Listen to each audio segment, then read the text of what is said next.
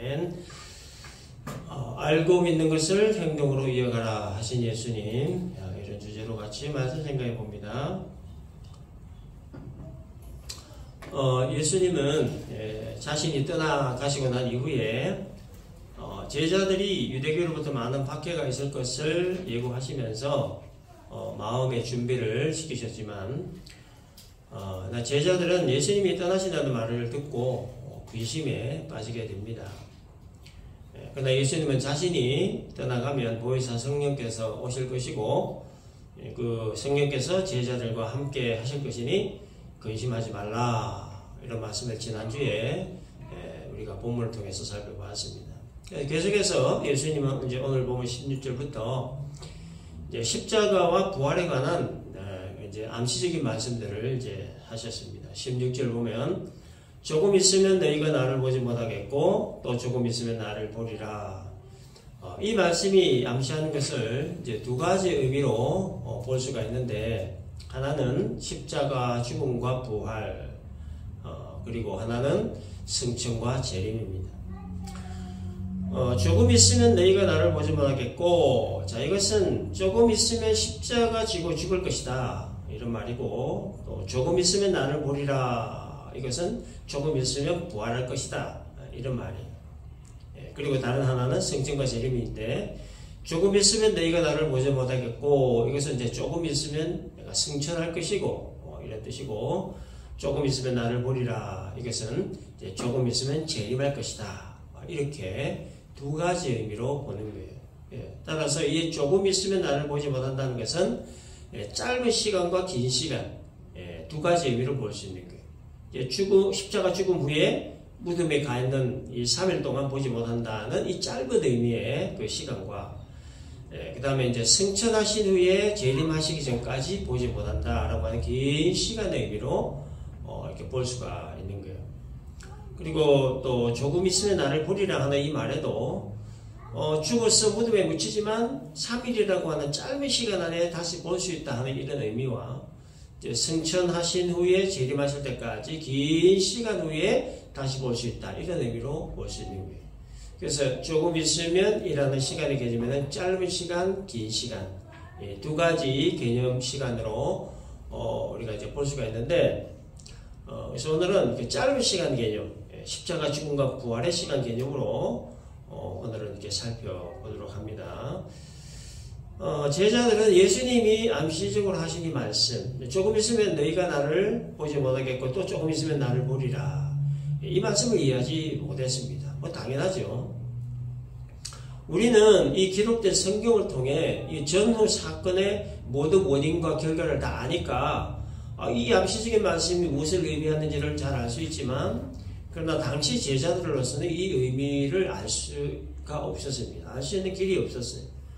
조금 있으면 나를 보지 못한다는 말은 예수님이 이제 곧 떠나신다는 말씀인데, 근데 제자들은 예수님이 왜 떠나시는지도 모르겠고, 또 어디로 가시는지도 모르겠고, 또 조금 있으면 다시 보게 될 것이라고 하셨는데, 그 조금이라고 하는 시간은 어느 정도의 시간을 말하는지도 모르겠고, 아무튼 제자들로서는 참 이해하기 어려운 그런 말씀이었습니다. 그래서 제자들이 예수님이 하신 이 말씀이 대체 무슨 뜻이냐, 서로 이렇게 의아해하면서 이렇게 물었던 거예요.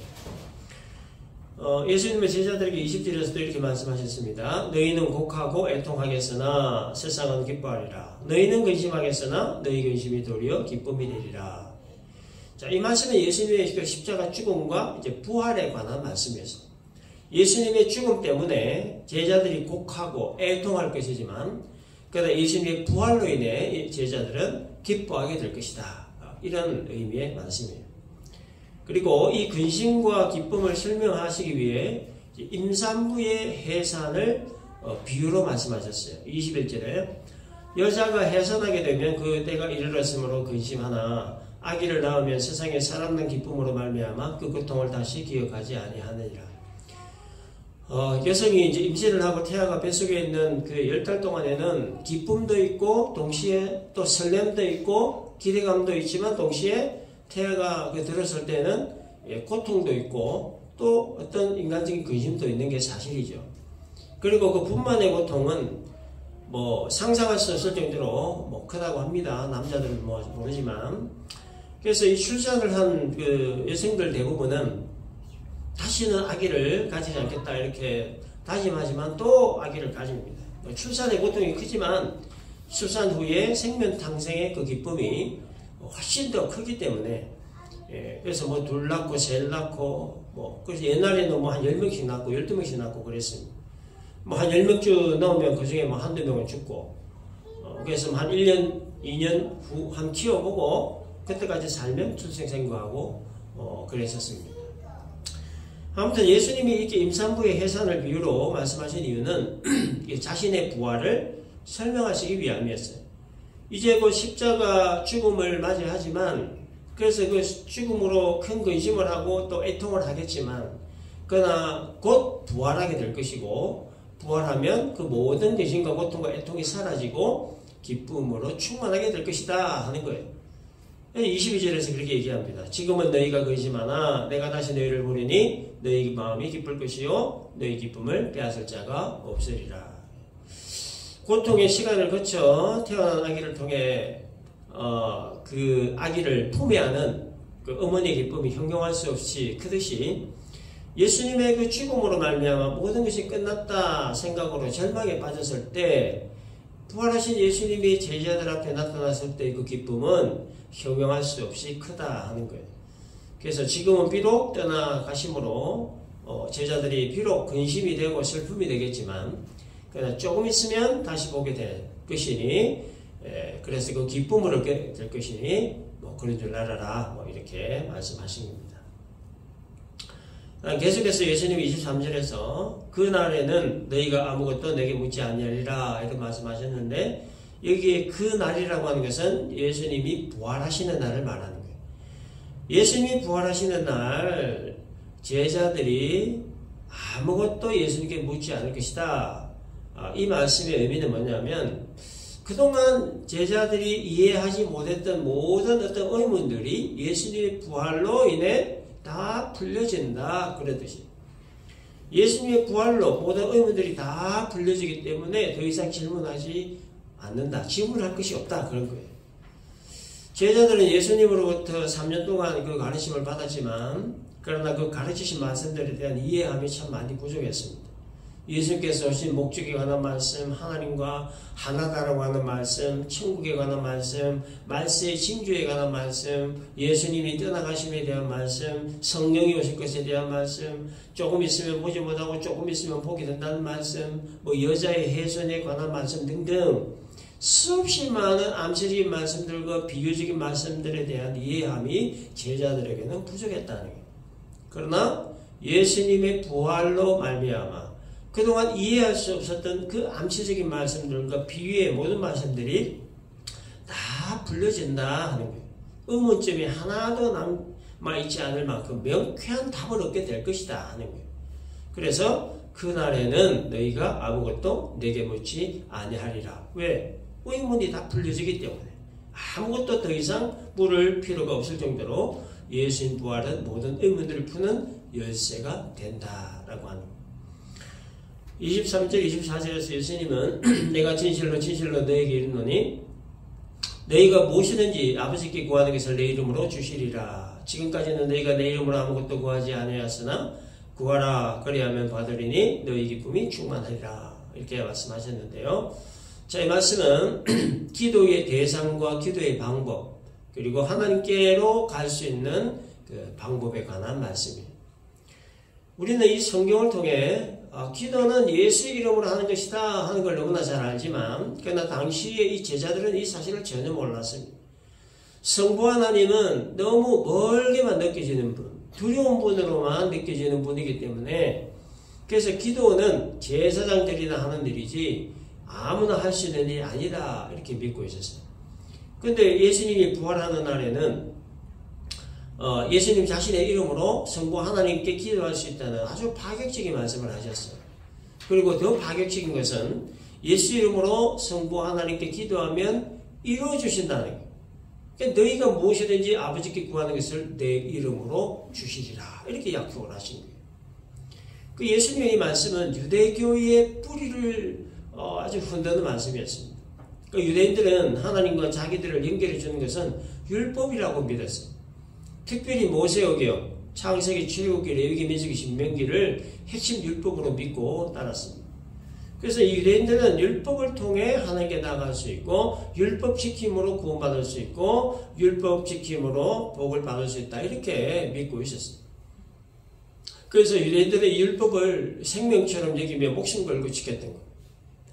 근데 예수님은 율법을 통해 하나님께 갈 수 있는 게 아니고 또 율법 지킴을 통해서 구원받는 것 아니고 예수님 자기 이름으로 하나님께 갈 수 있고 자기 이름으로 구원받을 수 있다 이런 말씀하신 거예요. 그러니까 이 말씀은 유대교를 흔드는 말씀이 아닐 수 없었던 거예요. 모세를 통해 전달해 주셨던 이 율법만이 하나님께로 갈 수 있는 유일한 길이요 방법이라 이렇게 믿고 있었는데 어느 날 갑자기 그 요셉의 아들 그 예수가 하나님께로 갈 수 있는 유일한 길은 율법이 아니라 내 이름으로 가능하다. 내 이름으로 구원받는다 라고 하시니 정말 충격적인 말씀이 아닐 수 없었던 거예요. 무엇이든지 아버지께 구하는 것을 내 이름으로 주시리라. 그리고 지금까지는 너희가 내 이름으로 아무것도 구하지 아니하였으니 구하라. 그리하면 받으리니 여기에 여기에 주시리니 여기 그리고 받으리니 라고 하는 이 말씀은요. 지금 당장은 아니고 조금 있다가 십자가 죽음과 부활 이후부터 이루어지는 일입니다. 예수님이 십자가 달려 죽고 난 이후에 부활하신 이후에 구원이 완성된 이후부터 그때부터 예수 이름을 사용할 수 있다. 그런 얘기예요. 마태복음 27장 57절에 보면 예수님이 십자가 달리시고 죽으실 때 그 모습에 대해 어떻게 묘사되어 있냐면 이에 성소 휘장이 위로부터 아래까지 찢어져 둘이 되고 이렇게 묘사되어 있습니다. 그 휘장은 성소와 지성소를 가로막고 있는 천인데 이 휘장이 찢어졌다라고 하는 것은 지성소에 계신 하나님께로 갈 수 있는 길이 열렸다 그런 말이고 그곳으로 갈 수 있는 길이 바로 예수님을 통해서다 그런 얘기예요. 예수님이 십자가 죽음 이전에는 지성소에 계신 하나님께는 아무나 갈 수 없었고 오직 대제사장만이 1년에 딱 한 번 대속죄일에 들어가서 제사를 통해 갈 수 있었지만 그러나 이전에 예수님이 자신의 죽음을 통해 하나님께로 갈 수 있는 길을 만드셨기 때문에 예수 믿는 자는 누구나 하나님께로 갈 수 있게 되었다 하는 거예요. 예수 이름으로 하나님께 갈 수 있고 예수 이름으로 구원과 영생과 은혜와 복을 받을 수 있게 된다 하는 말이에요. 지금까지는 아무도 예수 이름으로 하나님께 나아가지 않았고 아무도 예수 이름으로 간구하지 않았지만 예수님 십자가 죽음과 부활 이후부터는 예수 이름으로 하나님께 갈 수 있고 예수 이름으로 구할 수 있고 예수 이름으로 구하게 되면 받게 된다 하는 말이에요. 24절 끝에 구하라 그리하면 받으리니 너희 기쁨이 충만하리라고 하셨는데 여기 구하라 하는 것은 뭘 구하라고 하는 말이냐 결론부터 얘기하면 하나님과 관련된 것을 말하는 거예요. 세상 정욕을 위해 구하는 것 말고 하나님 나라를 위해 구하는 것을 말하는 거예요. 복음을 전하고 말씀을 가르치고 예배를 드리고 봉사를 하는 등등 하나님의 나라를 위해 필요한 것들을 예수의 이름으로 구하면 주신다 하는 거예요. 그러니까 복음 전하는데 필요한 것들 예수 이름으로 구하고 예배 드리는데 필요한 것들을 예수 이름으로 구하고 기도와 찬양하는데 필요한 것들을 예수 이름으로 구하고 교육하고 훈련하는 데 필요한 것들 그리고 봉사하는 데 있어서 필요한 것들 하나님 나라를 위해 필요한 것들을 예수의 이름으로 구하면 주신다 그런 의미예요. 예수의 이름으로 구하라 라고 하는 말의 의미는 뭐냐면 모든 일들의 중심에 예수님이 있게 하라 그런 거예요. 우리가 뭔가 필요해서 돈으로 살 수 있죠. 근데 예수님 그걸 말한 게 아니고 예수 이름으로 구하라고 하는 말은 그 모든 것들의 중심이 예수님이 되게 하라 그런 의미예요. 모든 일들 가운데 예수님을 개입시켜라 하는 거예요. 처음과 과정과 마지막이 예수님이 되게 하라 그런 말이에요. 성부 하나님이 성자 예수님을 전 우주의 주권자로 세우시기 때문에 그래서 우리는 무엇을 하든지 예수님이 중심이 되게 한다.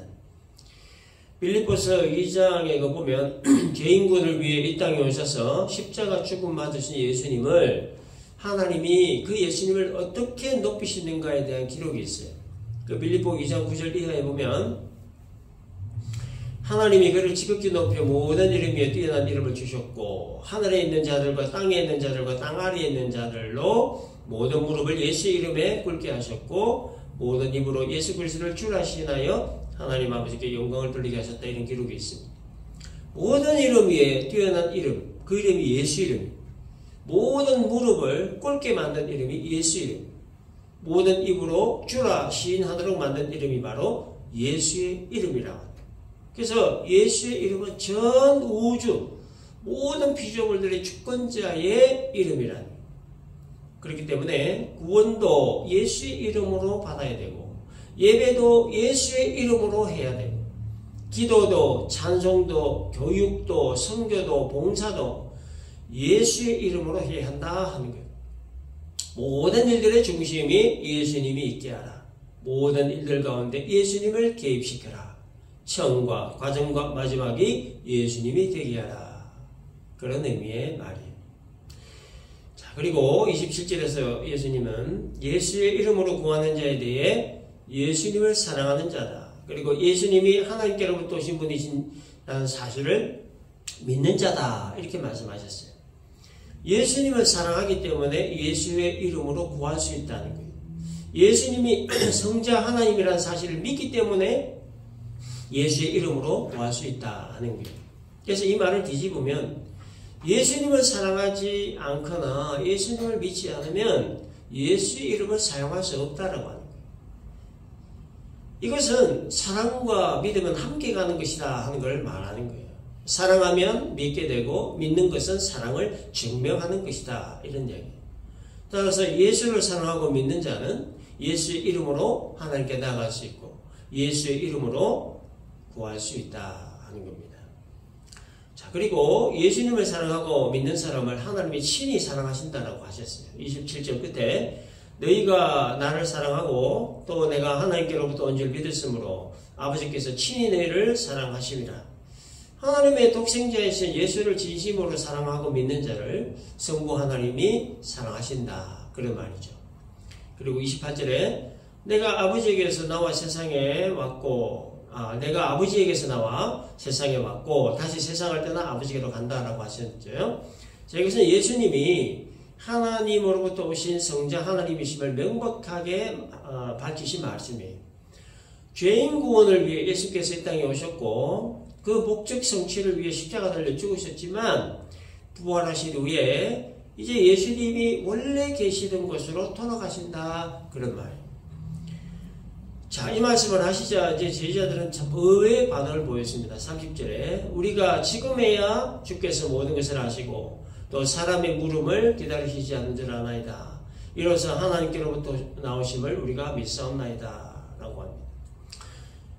사람의 물음을 기다리시지 않는다라고 하는 말은 예수님은 사람들과 의논해서 결정하는 분이 아니다 그런 말이에요. 예수님이 제자들이나 혹은 어떤 랍비나 혹은 아주 유명한 어떤 사람들에게 내가 이렇게 하면 좋겠습니까? 내가 저렇게 하면 좋겠습니까? 어떻게 하면 좋겠습니까? 그렇게 사람들에게 묻고 사람들과 의논해서 결정하는 분이 아니다 하는 것을 제자들이 깨달았다는 거예요. 이거 뭘 얘기하냐면은 제자들이 예수님의 전지성을 깨달았다는 거예요. 전지성. 전지성은 뭐죠? 모르는 것이 없는 거, 모든 걸 다 아는 거. 이게 전지성이에요. 그러니까 예수님이 성자 하나님이라는 것을 알기 시작했다. 그런 뜻입니다. 자, 이로써 하나님께로부터 나오심을 우리가 믿사옵나이다라는 이 제자들의 말이 예수님은 31절에서 이제는 너희가 믿느냐라고 하셨는데 우리 한글 성경에는 이제는 너희가 믿느냐라고 이게 의문문으로 되어 있는데 영어 성경에는 You believe at last라고 되어 있어요. 너희들이 마침내 믿는구나. 이렇게 감탄사로 되어 있어요. 예수님이 하나님으로부터 오신 분이라는 것과 예수님의 그 전지성에 대해서 3년 만에 드디어 깨닫게 된 제자들을 기특하게 여기신 그런 표현이었습니다. 자, 그러나 반전이 있어요. 이 아는 것과 믿는 것과 행동하는 것에 또 큰 차이가 있다는 것을 다음에 예수님 말씀을 통해 우리가 또 알 수가 있어요. 32절 보면 보라 너희가 다 각각 제 곳으로 흩어지고 나를 혼자 둘 때가 오나니. 제자들이 비록 예수님의 전지성을 깨닫고 예수님이 하나님으로부터 오신 분이심을 믿었지만 그러나 그 깨달음과 믿음과 행동 사이에 큰 갭이 있다는 것을 말씀하신 거예요. 너희가 다 각각 제 곳으로 흩어진다는 이 말씀은 무슨 얘기예요? 다 도망간다는 그런 뜻이죠. 나를 혼자 둔다 하는 말 역시도 제자들 다 도망가고 예수님 혼자 남게 된다는 그런 말. 비록 제자들이 예수님이 모든 것을 다 아시는 전지하신 분으로 믿고 또 예수님이 하나님으로부터 오신 분으로 믿었지만 그러나 예수님을 아는 것과 예수님 믿는 것과 그 아는 것과 믿는 것은 행동으로 이어지지 않을 것을 아시고 하셨던 말씀이에요. 그리고 예수님 말씀하신 대로 예수님이 체포되셨을 때 예수님을 잘 알고 잘 믿었던 제자들 다 도망가 버리고 말았습니다. 주님과 함께 죽을지라도 절대로 주를 부인하지 않겠나이다 이렇게 큰소리 쳤지만 이들은 전부 다 예수님 모른다 부인하고 저주까지 하면서 다 도망가 버리고 말았습니다. 예수님의 전지성도 알고 예수님이 하나님으로부터 오신 분이라는 사실도 믿었고 또 예수님도 사랑하는데 그런데 그 아는 것과 믿는 것이 행동으로 이어지지 않았다. 예수님이 이걸 지적하신 거예요. 33절에서 예수님이 떠나신 후에 제자들에게 닥칠 환난에 대해 언급하시고 비록 환난을 당할지라도 담대할 것을 말씀하셨습니다. 이것을 너희에게 이르는 것은 너희로 내 안에서 평안을 누리게 하려 함이라. 세상에서는 너희가 환난을 당하나 담대하라 내가 세상을 이겼노라. 세상을 이긴다는 말은 이건 부활을 의미하는 말이에요. 부활하심으로 죽음의 세력을 정복하고 사망의 권세를 물리치고 예수님을 십자가 죽음으로 내몬 악의 세력들을 물리치고 승리하신다는 의미의 말씀입니다. 그래서 이 제자들이 환난은 비록 피할 수 없겠지만 그러나 사망의 권세 물리치고 승리하신 예수님이 반드시 승리하게 할 것이니 담대한 마음으로 대처하라. 이렇게 말씀하신 거예요. 자, 이것이 오늘 본문 내용인데 한 가지 우리가 좀 깊이 생각해 볼 것은 예수님을 아는 것과 믿는 것과 행동하는 것과의 관계에 관한 것. 예수를 아는 것과 믿는 것과 행동하는 것은 이거는 이렇게 하나로 연결되어 있어야 되는 성질의 것이. 알고 믿으면 알고 믿는 것을 행동으로 이어가는 것이 기본이고 이게 정상이라는 거예요. 근데 문제는 이 셋이 항상 분리되어 존재한다는 거예요. 예외 없이. 아는 것 따로 믿는 것 따로 행동하는 것 따로. 이게 우리 크리스찬들의 가장 큰 문제라고 하는 거예요. 아는 만큼 믿음도 좋고 믿음 좋은 만큼 행동으로 이어지면 이건 뭐 굉장히 좀 신앙인이 될 건데 근데 이 아는 것과 믿음과 행동이 이렇게 연결이 안 된다는 거 이게 우리의 발목을 붙잡는다는 거예요. 예외 없이. 우리의 고민이 바로 이거예요. 아는데 믿는데 그게 이제 행동으로 잘 따라주지 않는다는 거 이게 우리의 가장 큰 문제입니다. 우리가 흔히 저 사람 참 믿음 좋다. 저 사람 참 믿음 좋은 사람이다. 뭐 흔히 우리가 이런 말을 이렇게 하는 경우가 있어요. 근데 믿음이 좋다는 기준이 뭘까 하는 겁니다. 믿음이 좋다는 기준이 뭘까? 뭘 보고 믿음이 좋다는 걸까? 주일 성수 잘하면 믿음 좋다는 걸까? 뭐 예배에 빠지지 않고 다 참석하는 거, 뭐 새벽기도 다 참석하고, 금요체다 다 참석하고, 주일 예배, 오후 예배, 수요 예배 다 참석하면 그럼 참 믿음 좋다고 하는 걸까? 11조 안 빠지고 잘 하면 그거 믿음 좋다고 하는 걸까? 각 교회 부서에서 열심히 봉사하고, 그렇게 하면 참 믿음 좋다고 하는 걸까? 뭘까? 이게 믿음 좋다는 기준이 뭘까? 하는 거예요. 믿음이 좋다라고 하는 것은 알고 믿는 대로 행동하는 것. 이게 믿음이 좋다라고 하는 거예요. 아는 대로 믿는 대로 행동하는 사람을 참 믿음 좋은 사람이라고 우리가 하는 거예요. 아는 것도 많고 믿음도 좋은데 그 아는 것과 믿는 것이 행동으로 연결되지 않으면 그거는 믿음이 좋은 것이 아니다는 거예요. 그래서 이 신앙생활이라고 하는 것이 뭐냐면 알고 믿는 것을 행동으로 이어가는 거, 이게 신앙생활이에요. 그러니까 아는 것과 믿는 것과 행동 사이에 갭을 조금씩 줄여나가는 게 이게 신앙생활이고 신학적인 용어로 성화의 과정이다라고 하는 거예요. 유대 종교 지도자들은 율법 지식은 박식했어요. 그 박식한 그 율법 지식을 행동으로 연결시키지 못했습니다. 아는 것과 믿는 것과 행동하는 것을 이렇게 별개의 것으로 삼았어요. 율법 잘 알고 율법 잘 믿는다 스스로 자부하고 참 과시를 했는데, 그런데 그 알고 믿는 것을 행동으로 연결시키지 못했습니다. 그래서 예수님이 이들을 책망하셨던 가장 큰 이유가 바로 이거예요. 알기도 참 잘 알고 믿기도 참 잘 믿는데 알고 믿는 것을 이렇게 행동으로 연결시키지 않았다는 거예요. 그래서 남는 것은 위선과 가식. 그 위선과 가식으로 가득 차 있었기 때문에 이들을 책망을 하신 거예요. 성경 잘 알지만 믿음 없는 거하고, 성경 잘 모르지만 믿음 좋은 거하고, 성경도 모르고 믿음도 없는데 성경 잘 아는 것처럼 믿음 좋은 것처럼 착각하는 것 중에서 어느 것이 가장 머리가 아픈 케이스일까? 성경도 모르고 믿음도 없는데 성경을 아는 것처럼 믿음 좋은 것처럼 착각하면서 사는, 이게 여러분 가장 머리 아픈 케이스예요. 이 한국 교회에, 이민 교회에 이런 부류의 사람들이 엄청 많아요. 성경 잘 알고 믿음 없는 케이스는요, 하나님의 은혜가 임하고 또 훈련 잘 받으면 성경 지식 좋아져요. 믿음 좋아질 수 있습니다. 또 성경 잘 모르지만 믿음 좋은 케이스 역시도 교육 잘 받고 하나님 은혜가 임하면 잘 성장할 수 있는 케이스예요.